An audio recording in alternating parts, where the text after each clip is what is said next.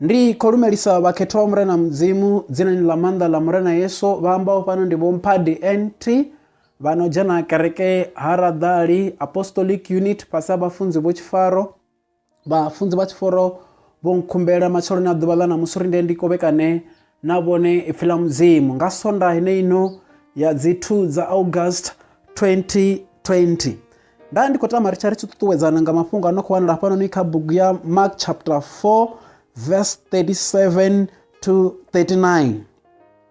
37 ibada ngandira ino ni suddenly a strong wind blew up and the waves began to spill over into the boat so that it was about to fill with water. 38 Jesus was in the back of the boat sleeping with his head on a pillow. The disciples woke him up and said, "Teacher, don't you care that we are about to die?" 39 Jesus stood up and commanded the wind, "Be quiet." And he said to the waves, "Be still." The wind died down and there was a great calm. Karido kwatamisa supatu ndi nditatabera. Muchizo wote manda ndiko balibuwa ndiko dana bone na mafungano ni murena washu ndiko riova kawe bone bane bambana borine bataluse fungo ndeno ni kaborine naone ritama lichimwale adzimbelu ni za borine bunga katombo mudzima chilaho ngalo ritamo waluwa namani namuyani ringa miriyo simwe mirangani ya madhi ine bone bari yano micholo nga chipinga cha hoone dzina ni lamanda la mrena Yesu ndikumedzera mutachale simwana mwa ndiko riova bone kababa muitele chauri na chauri dzina ni la Kristo Yesu. Amen. Ro bala mafungano ni ndichikotenda uri wo apfa ndikotenda uri ndiko dotuwezana nabone ngakhao hano ni mafungo ndikhongo amba nabone nga madumbu ane ratangana nao kama chilo aborime kabuchura duba na duba zisina ndabo ribone bajana kereke na kana abajeni kereke mara mafungo ndio ri madumbu kabuchura mwe na mwe ahone. Haleluya. Nana ndiko rikare riseze ha mafungo richezu kufesesa zori kanzulele imwe na imwe inaratangana nayo risongo hangwa uri murena bahone kabari ndibaje ndibaise muroka mafungano ifila mzimu hapa none liko sumbedza mafungano ni Yesu Kristo obopedza duba lote ana bafunzi wawe achikofunza magogo abantu ifila mzimu liri musi lichikobera kapsiko haina lo duba musi lichikobera uamba na bafunzi wabawori kari wachele seli. Let us cross over to the other side of the lake. Ifila mzimu liri musi urendo runo ruchitoma mangwe magungwa oba ahone mara kagungwa le murena Yesu Kristo abanga ngomkhalo oba aene nabafunzi wabawe. Haleluya. Ifila mzimu liri musi urendo runo ruchitomai rotoma zozwabudi mara musi urendo ruchishika bukati ifila mzimu liri hatoma madumbu mahuru madumbu akona no jenisa madhi chikepeni cheba batko chimbira ngacho nana ndikori macholona dubala na musi karizo dibori madumbu ahone ende akodido da kabuchura mwe na mumwe zisina ndabo ribone bafuna mrena kana bamufuni mara mafungo ndori madumba do da buchura na mwe na mumwe mara mafungo ndandikori tero kurane yana musi ndori kari dibori izi madumbu achida who to call kari dibe anara kufanira muvhidzelela ene dzina la Kristo Yesu. Haleluya.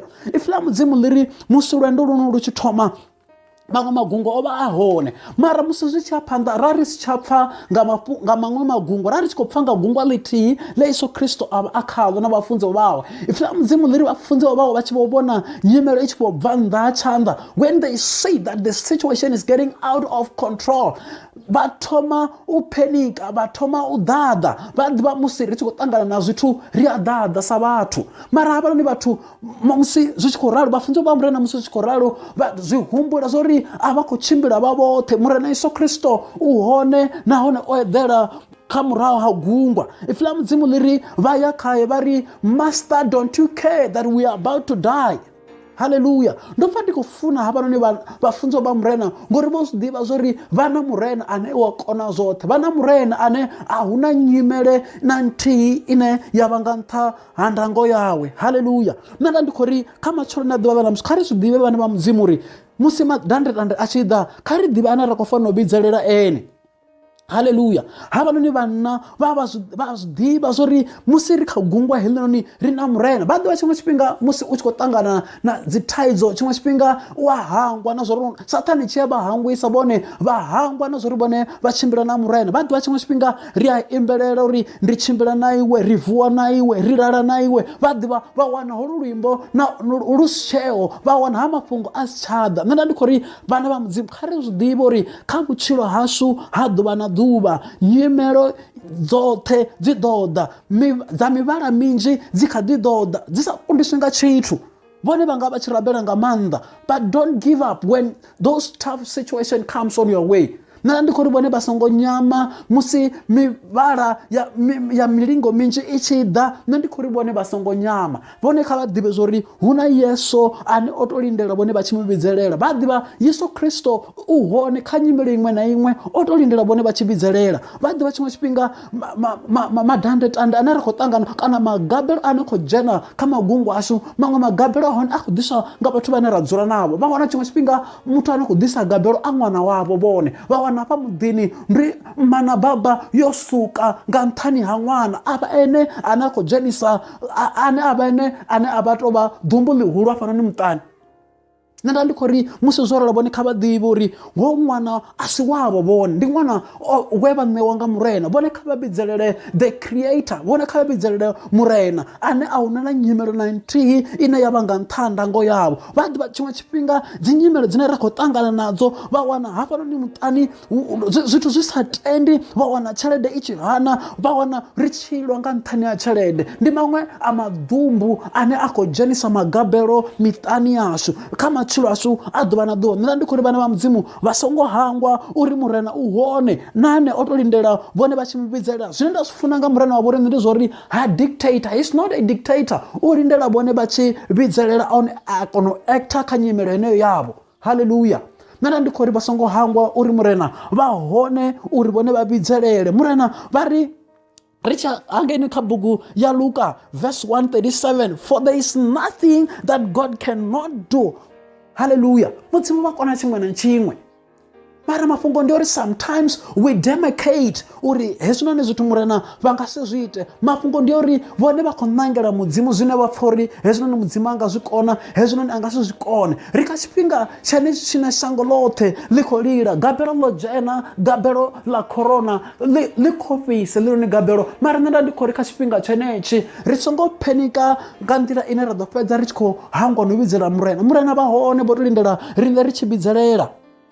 So as Christian vho ri fanela u ḓivhudzisa uri musi ri kha dandetande ḽeneḽi ri khou itani vha wana roṱhe ri khou sokou amba nga statistic uri hey dzi khou vhuya this many people they've died mara nṋe nda ndi khou ri kha ri vhidzelele Yesu Kriste ri ri murena dzhena kha nyimele henoni murena vha hone vha ḓo ri pfha ifila mudzimu ḽiri vhafunziwa vha murena vha zwi vhona zwori zwithu zwo vhifha vha vhidzelela murena Yesu Kristo o vha hone vha tshi khou tshimbila naye o vha hone Yesu Kristo. Nṋe ndi khou ri na kha nyimelo yeneyo yavho Yesu Kristo u hone hanefho tsini o to lindela vhone vha tshi vhidzelela uri murena londa na zwanga dzina ḽa Kristo Yesu. Nṋe ndi khou ri kha tshifhinga tshenetshi vhone vha songo hangwa uri murena Yesu Kristo Yesu u kha ḓi vha funa nahone ifila mudzimu ḽiri pulani dza murena Yesu Kristo a si dzo vha vhulaya pulani dza murena Yesu Kristo ndi mbuya kha vhone kha vha zwi ḓivhe zwinoni zwithu uri na musi madandetande oṱhe a tshi ḓa mara maṅwe madandetande ane ra khou ṱangana nao ndi a masheleni tshifhinga tshinoni vhaṅwe vho fhelelwa nga mishumo vha ḓivha tshelede i siho muṱani zwithu zwi a konḓa. Nṋe ndi khou ri zwi songo konḓa nga nḓila ine vhone vha ḓo fanela u hangwa na murena Yesu Kristo. Call him. Hallelujah. Vhone kha vha mu vhidzelele murena Yesu Kristo. Murena Yesu Kristo u ready no u thetshelesa vhone ifila mudzimu ḽiri ndavhe dzawe a dzi ngo dzinga hune dza ḓo balelwa u pfha tshanḓa tshawe a si tshipfufhi hune tsha ḓo balelwa u ri lamulela vhone kha vha mu vhidzelele murena Yesu Kristo a dzhenelele kha nyimelo eneyo. Haleluya. Nṋe ndi khou ri ri sedze vhona zwiṅwe zwa zwithu zwine zwa ita uri magabelovho a dzhene zwikepeni zwashu. Haleluya. Magabelo a khou dzhena madumbu maṅwe a khou dzhena zwikepeni zwashu nga nṱhani ha zwiṅwe zwa zwithu zwine ra zwi ita zwine zwo vha zwi songo fanela ri tshi zwi ita. Haleluya. Zwiṅwe zwa zwithu zwine zwa khou dzhenisa magabelo kha magungu ashu ndi jealous. Haleluya. Hallelujah. Zwiṅwe zwa zwithu zwine zwa khou dzhenisa magabelo kha magungu a vhathu ndi amba gossiping. Ndi zwine ipfhi mudzimu ḽa ri ṱuwe kule na vhuamba vhune a vhu ri tshithu na mudzimu. Hallelujah. Ngori murena a vha zwi funi musi riṋe ri tshi thoma u ita zwa vhuamba musi vhone vha tshi thoma jealous vha tshi vhona zwa muṅwe zwi tshi naka vhone vha nzwinzwimala, ndi hone hune murena Yesu Kristo a sendela murahu kule navho, a vhona vhone vha tshi takuwa, a vhona vhone vha tshi zama zwithu zwoṱhe vha vhoṱhe, ende vhone vha balelwa u vhidzelela Yesu Kristo. A huna zwine zwa ḓo itea. Hallelujah.